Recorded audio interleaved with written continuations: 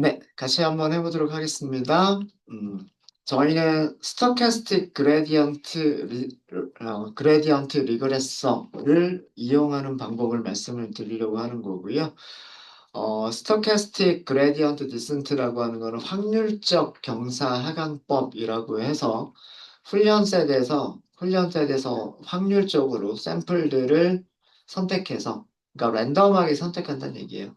훈련셋에서 샘플들을 랜덤하게 선택해서 선택되어진 그 샘플들을 가지고서 경사하강법을 사용한다는 얘기입니다. 경사하강법을 사용해서 mean squared error가 최소가 되는 그런 절편과 기울기 W0, W1과 같은 모델 파라미터들을 찾아내는 그런 알고리즘이 스토캐스틱 그레디언트 디센트예요. 그래서 어떻게 샘플들을 선택하느냐에 따라서 결과들이 많이 달라지게 되고요. 최대 몇 번까지 반복을 할 거냐, 그리고 어, 학습률은 어떻게 할 것이냐에 따라서 모델의 성능이 많이 달라질 수가 있습니다. 저희는 그 피쉬라고 하는 데이터셋에서 우선 농어라고 하는 물고기만 선택을 할 거고요. 그다음 그 농어에서 길이를 가지고 그리고 무게를 예측하는 문제로 다룰 겁니다. 그리고 저희가 어제까지 했었던 것들과 비교해 보기 위해서 KNN 리그레서와 그다음에 리니어 리그레션을 이용해 봤잖아요. 그런 값들과 비교하기 위해서 훈련셋과 테스트셋은 동일하게 나눴습니다. 동일하게 나눴고요. 자, 그러면 이렇게 할 거죠. 자, 저희가 몇 가지 상수들을 정의를 할게요. 우선 최대 반복 횟수, 맥스 이터레이션이라고 할까요? 최대 반복 횟수는 위에서 말씀드린 것처럼 1, 10, 100, 1000, 만, 10만, 100만, 1000만, 억, 10억. 굉장히 많이 돌리겠다는 얘기죠. 굉장히 많이 돌리겠다는 뜻이고요. 그 다음에 학습률을 변경시켜 나갈 거다라고 말씀을 드렸죠. 그래서 learning rate, rate라고 하도록 하겠습니다. 여러 개가 있을 테니까. 우선 SGD 리그레서의 기본값인 0.01이라고, 죄송합니다. 여기는 그 학습률 방법이죠. 학습률을 변경시키는 방법이에요. 그래서 컨스턴트, 상수로 사용하겠다는 뜻이고요. 그 다음에 INV, 인버스, 그 다음에 스케일링, 역수 형식으로 뭐 변경시키겠다, 뭐 그런 의미고, 어댑티브, 적응형으로 변경시키겠다라는 그런 뜻입니다. 얘는 최대 반복 횟수를 지정을 한 거고요. 여기는 학습률을 변경하는 방법. 학습률 변경 방법을 변경하지 않고 상수로 사용하겠다. 인버스 스케일링을 이용하겠다. 어댑티브를 이용하겠다. 그런 의미라고 생각하시면 되고요. 그 다음에 에타 제로라고 하는 값이 있잖아요. 여기도 저는 s를 붙일게요. 에타가 여러 개가 있으니까. 기본값은 0.01을 시작할 거고요. 그 다음에 이거의 10배인 0.1, 그 다음에 0.3, 0.5, 그리고 1.0까지를 한번 사용해 보도록 할게요. 얘는 학습률을 변경하기 전에 최초로 사용할 학습률, 최초 학습률, 그래서 초기 학습률을 의미를 합니다. 이렇게 상수들을 정의를 할 거고요. 이렇게 상수들을 정의한 다음에 저희는 반복문을 만들 거예요. 학습률 변경 방법을 LR이라고 변수 이름을 만들 거고요. 어디에서 꺼내시면 되냐면 learning rate에서 꺼내시면 돼요. 이게 learning rates죠. 어, 그러니까 세 가지 중에 하나를 선택하겠다라는 그런 뜻입니다. 반복을 하면 첫 번째는 constant라고 하는 문자열일 거고요. 두 번째는 inverse scaling이라고 하는 문자열일 거고, 세 번째는 adaptive라고 하는 문자열이겠죠. 네. 그 다음에 반복문 안에서 for, 에타라고 할까요? 에타는 어디서 꺼낼 거냐면 에타 제로즈에서 꺼낼 거예요. 에타 제로즈. 이거는 이 변수 이름입니다. 요 변수 이름이고요. 다섯 개의 숫자들을 순서대로 하나씩 꺼내겠다는 그런 뜻입니다. 그럼 요거 여기서 세 번 반복할 거고 여기서 다섯 번 반복하겠죠? 그럼 총 15번 반복하는 게 돼요. 그죠? 자, SGD 모델을 생성하도록 하겠습니다. 첫 번째로 할 거는 음, 첫 번째로 해야 될 일은 SGD 회귀 모델을 생성을 하셔야 되는 게 첫 번째로 해야 될 일이에요. 자, 여기에는 SGD 리그레서 생성자 호출해 주시면 되고요. 여기 있는 값들이 바꿀 값들이잖아요. 우선 맥스 이터. 맥스 이터는 맥스 이터레이션즈 이 값. 이 값을 사용할 거란 얘기고요.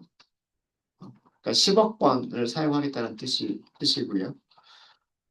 그 다음에 learning rate라고 하는 파라미터가 있는데 learning rate에는 LR이라고 쓸 거예요. LR. 이건 여기서 나온 변수죠. 그러니까 constant나 inverse scaling,이나 adaptive 중에 하나가 될 겁니다. 여기는. 그 다음에 에타 제로라고 하는 파라미터가 있는데요. 여기는 에타라고 쓸 거예요. 이거는 여기서 꺼낸 값이죠. 어, 이렇게 반복하면서 나오는 값을 에타 제로에다가 설정하겠다라는 그런 뜻입니다. 되셨습니까? 되셨죠? 그러면 그 다섯 개 중에 하나가 되겠죠. 그 다음에 그, 어, 얘가 확률적인 방법을 사용하는 거기 때문에 랜덤 넘버들을 사용하는 거기 때문에 여러분들하고 저 결과가 완전히 다르게 나올 수가 있어요. 그래서 랜덤 스테이트라고 하는 변수를 여기를 똑같이 맞춰줄게요. 이거를 똑같이 맞춰주시면 아마 결과가 저랑 같은 결과가 나올 거예요. 이게 난수를 만들어주는 실드예요. 이거는. 자, 모델을 만들었으면 그 다음 단계에서 해야 될 일은 뭔가요? 그 다음 단계에서 해야 될 일은 모델을 훈련시키는 거죠. 맞습니까? 네, 모델을 훈련시키면 되니까 훈련시키는 거는 sgd.fit이잖아요. fit. 그죠? 네. fit에는 특성 배열을 넘겨주시면 되고요. 특성 배열은 xtrain. 그 다음에 타겟을 주시면 되죠. 타겟은 ytrain이에요. 그럼 모델 훈련이 끝났죠. 모델 훈련이 끝났고 그러면 우리가 두 가지 점수를 계산할 수가 있어요. 훈련 셋에서 결정 개수 계산할 수 있고요. 그 다음에 테스트 셋에서도 결정 개수를 계산할 수 있어요. 그죠? 그래서 여기는 트레인 스코어라고 할게요. 점수. 트레인 스코어. 어떻게 계산하시면 되냐면 sgd.score 이렇게 계산하시면 되겠죠? 여기에 훈련 셋, 훈련 네임을 넘기시면 돼요. x 트레인, y에는 y 트레인 이렇게 넘기시면 돼요. 결정 계수 계산했죠? 똑같은 거를 테스트 셋에서도 테스트 셋 결정 개수를 계산해 볼 수가 있을 거예요. 계산하는 방법 똑같죠? 똑같은 SGD에서 스코어 메서드 호출하시면 되고요. 세트만 바꿔주시면 되겠죠. 피처는 테스트 셋으로, 그 다음에 레이블은 Y 테스트 레이블로 이렇게 주시면 돼요. 얘네들은 그냥 숫자로 출력을 할까요? 그냥 바로 출력을 하도록 할게요. 이제 결과를 프린트 하도록 하겠습니다. 결과를 프린트 하도록 하죠. 우리가 바꿔준 값들을 다 써줄 거예요. 그래서 learning rate가 무엇인지를 써줄 거예요. 어떤 learning rate를 사용했는지를 써줄 겁니다. 여기 변수 이름 뭐라고 쓰면 될까요?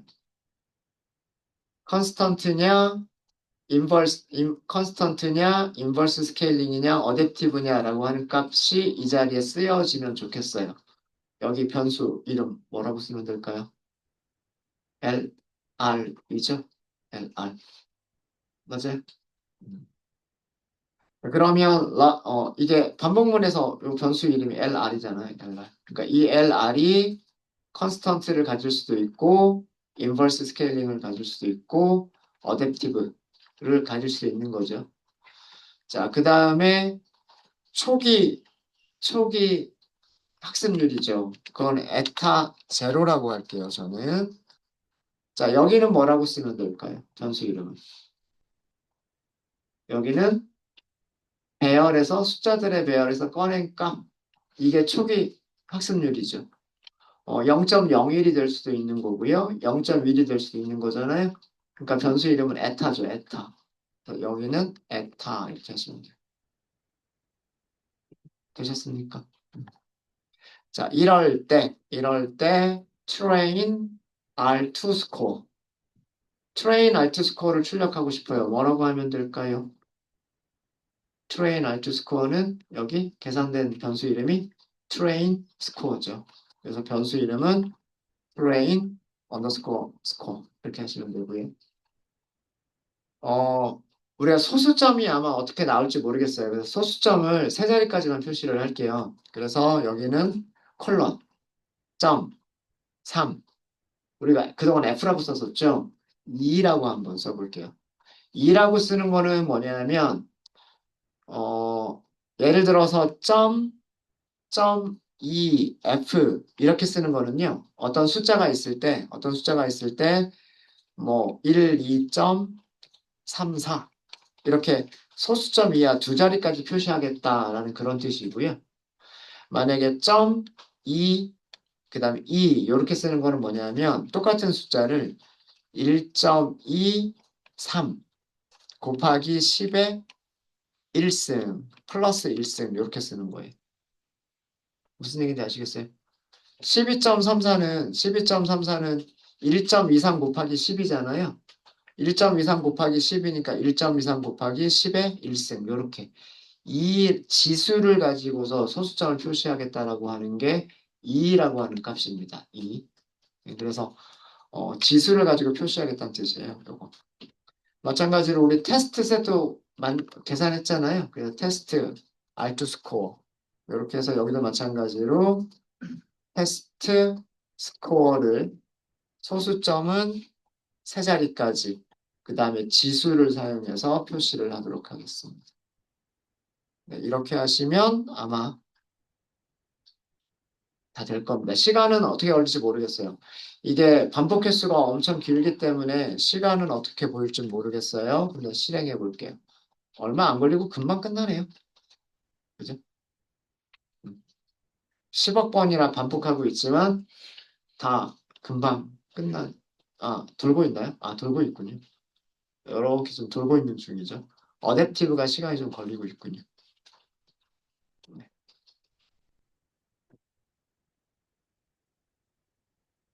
자, 다 끝났습니다.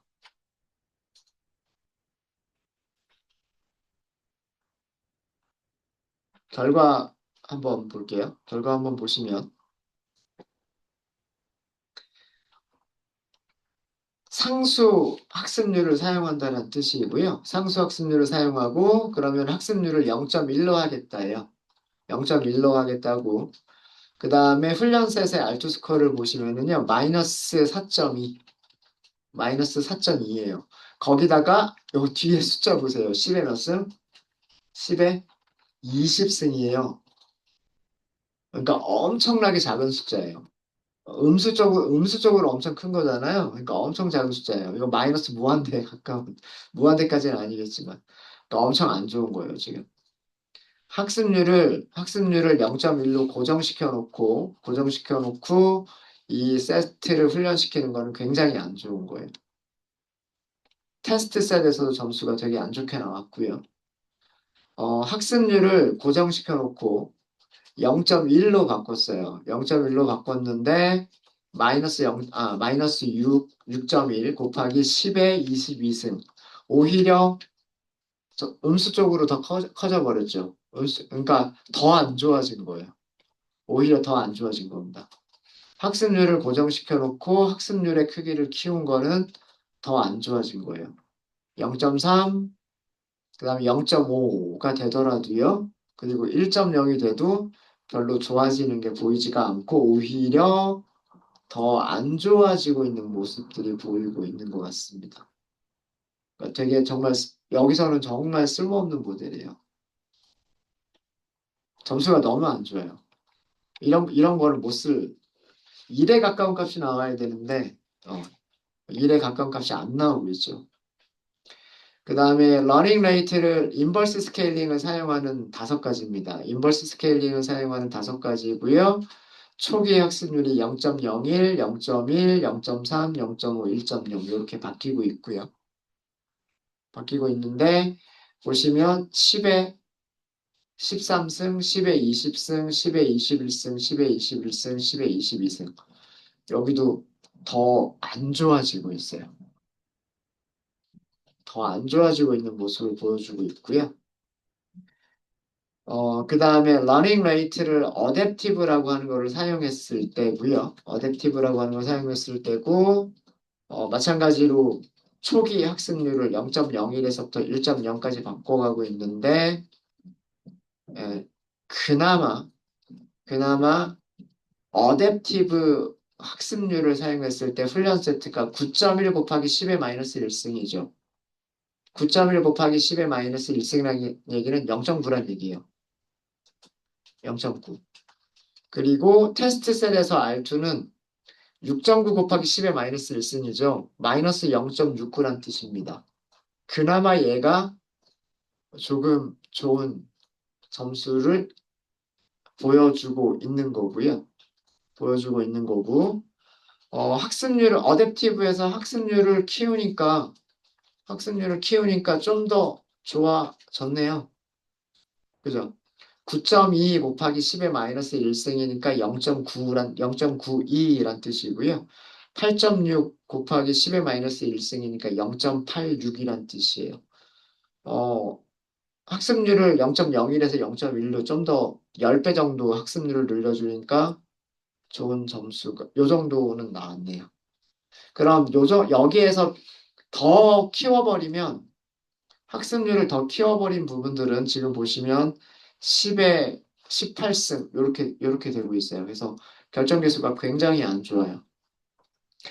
그래서 그나마 여기에서 가장 좋은 모델은 학습률을 어댑티브 방식으로 지정하고 초기 학습률은 0.1로 지정했을 때 그랬을 때 결정 개수가 0.92 정도가 나온다. 테스트 셀에서는 0.86 정도가 나온다가 우리가 찾은 것 중에서는 최선인 것 같아요.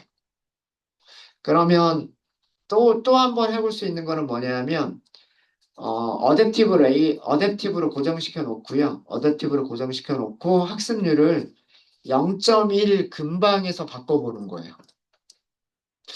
우선 숫자들이 저랑 비슷한가요? 아니면 많이 다른가요? 숫자들이 저랑 많이 다른가요? 비슷하지, 같죠? 그죠? 어, 어, 그리드 서치를 하시는 방법인데, 우리가 그리드 서치라고 하는 클래스를 사용하지는 않았지만, 원리는 이거랑 똑같아요. 어, 러닝 레이트의 방법들과, 그 다음에 초기 학습률의 방법들을 선택해서 이거를 돌려보는 거예요. 지금 15번만 돌린 거잖아요. 이렇게 15번만 돌렸을 때, 최선인 게 딱 하나가 보인단 말이에요, 지금. 그죠? 어댑티브 방식의 러닝 레이트 그리고 초기 학습 값은 0.1. 그죠? 그때가 훈련 셋의 R2 스코어가 0.92. 그리고 테스트 셋의 그 학습률이 0.86 이렇게 나왔어요. 그나마 이거는 1에 가까운 값이라고 볼 수 있으니까 그나마 좋은 점수를 받은 거예요. 그러면 한 번 더 하이퍼 파라미터 튜닝은 어떻게 하면 되냐면 어댑티브로 고정시켜 놓고요. 다른 것들은 너무나 터무니없잖아요, 숫자들이. 컨스턴트나 인버스 스케일링 같은 경우에는 너무나 터무니없기 때문에 어댑티브로 고정시켜 놓고요. 초기 학습률을 요 근방에서 다시 바꿔 보시는 거예요. 그러니까 뭐 0.9, 0.1, 0.11 이런 식으로 0.8, 0.08이 되겠죠. 0.08, 0.09, 0.1, 0.11, 뭐 0.12. 요 근방에서 학습률을 바꿔가면서 또 테스트를 해봤을 때 요 점수보다 더 좋게 나올 수도 있겠죠. 그죠? 그래서 이 근방의 학습률로 다시 한번 그리드 서치를 해보는 것도 방법이에요. 네. 뭐 이런 식으로 해서 SGD 리그레서까지를 설명을 드렸습니다. 근데 뭐 그렇게 KNN 리그레서나 리니어 리그레션에 비해서는 그렇게 좋은 결과를 보여주지는 못했어요. 근데 또 여기에다가 뭐 제곱함을 추가한다거나, 그죠? 예, 그런 폴리노미얼 피처스를 추가한다거나, 그 다음에 다른 변수들을 더 추가한다거나, 그러면 또 다른 결과를 얻을 수도 있어요. SGD 리그레서가. 예, 뭐 그런 것들은 뭐 여러분들이 더 연습을 해보시면 될 것 같아요. 특성을 4개를 다 사용을 하고요. 특성을 4개를 다 사용하고, 폴리노미얼 피처스를 사용하고, 뭐 러닝 레이트는 어댑티브를 사용하고, 이렇게 하면서 해보시면 어쩌면 이거보다도 더 좋은 모델을 찾으실 수도 있으십니다. 네, 질문 있으실까요? 아직 없어서 뭐지? 네? 그 글자를 다 못쳐서. 여기요? 네. 네.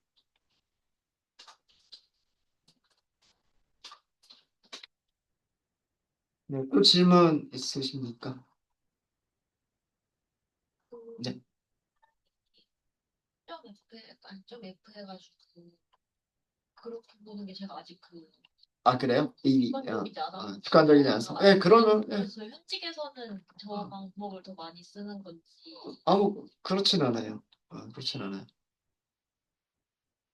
근데 이게, 그, 그냥 출력을 했을 때, 그냥 요거 없이 그냥 요렇게 출력을 하게 되면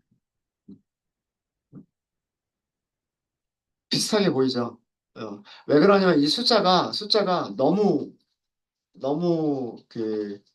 큰 숫자이기 때문에 그래요. 그러니까 부호 빼고 너무 큰 숫자여서, 어, 어, 4.248 어쩌고저쩌고 쭉 해서 10의 20승, 10의 20승이라는 뜻이고요. 음, 여기를 만약에 소수점 두 자리로만 해볼까요? 점 .ef, 그 다음에 여기도 똑같이 점 .ef, F를 쓰면 이런 식으로 이런 식으로 나오죠. 뒤에 점 00, 점 00 이런 식으로 소수점 두 자리를 이렇게 찍어준단 말이에요. 그래서 찍어주는데 여기 0.9 이렇게 숫자가 작으면 얘가 보기가 좋죠. 그죠? 0.91, 0.91, 뭐 0.70, 0.92, 0.87 뭐 이런 식으로 숫자가 작으면 얘가 보기가 좋아요. 근데 그 위쪽들 보시면 여전히 보기가 별로 안 좋죠. 안 좋죠. 그래서 제가 이거를 2라고 썼던 거고요. 여기를 2라고 썼던 거고, 이렇게 하면, 아까 3도 너무 많은 것 같아서. 네. 자, 이렇게 하면, 마이너스 4.2요. 딱 이렇게 볼 수 있잖아요. 그 다음에 마이너스 6.13, 마이너스 5.32 이렇게 볼 수 있잖아요. 그 다음에 크기는 요 뒤쪽만 보면 되니까. 10의 20승, 엄청 크구나. 10의 22승, 더 크구나. 이렇게 보면 되니까. 이렇게 보면 되니까. 그러면은 오히려 이런 것들 뭐 예를 들어서 0.91, 0.92라고 하는 이런 숫자들은 조금 보기가 오히려 더 안 좋아 보일 수 있기는 하지만 큰 숫자들 같은 경우에는 얘가 보기가 조금 더 좋지 않나. 뭐 그런 생각입니다. 네, 또 질문 있으실까요?